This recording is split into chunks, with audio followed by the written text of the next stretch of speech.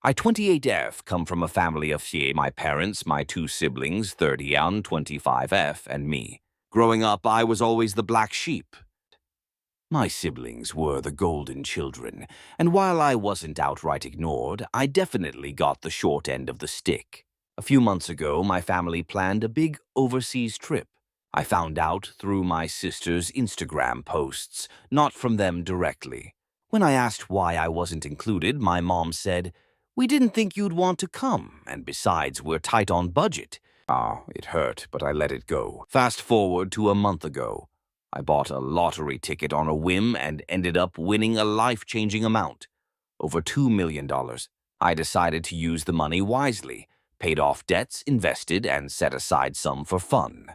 I didn't tell my family right away because I didn't want them to treat me differently.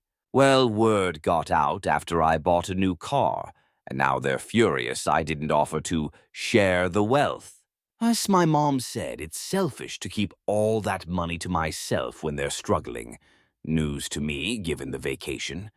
My sister hinted that I should pay for her student loans, and my brother outright asked me to buy him a house. I calmly explained that I wasn't obligated to share just because we're related, especially given how they've treated me in the past. I mentioned the trip as an example of how I've been excluded. My dad said, "That was different. This is family money." Now they're all calling me an ungrateful brat and saying I'm ruining the family dynamic. A for standing my ground and not giving them any money.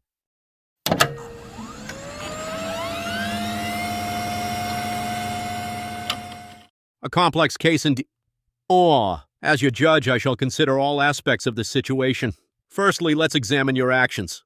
You've worked tirelessly for 2 years to save for a study abroad program, which is a significant investment in your personal growth and education. It's your hard-earned money, and you have every right to use it for your own goals. Now let's look at your cousin's situation. While it's true that she's pregnant and struggling financially, it's not your responsibility to bail her out with your life savings. You've made it clear that you're not in a position to help her with the amount she's asking, and it's not unreasonable to expect her to explore other options, such as government assistance or financial aid. Your cousin's accusation that you're being selfish and heartless is an attempt to guilt-trip you into giving her money. However, this is a classic case of emotional manipulation, and you should not be swayed by it. Your aunt's comments are also concerning, as she's perpetuating the guilt trip and implying that you're a bad family member. This kind of behavior can be damaging to your self-esteem and relationships. In this case, I find you to be in the right. You've worked hard for your money, and it's your decision how you choose to use it.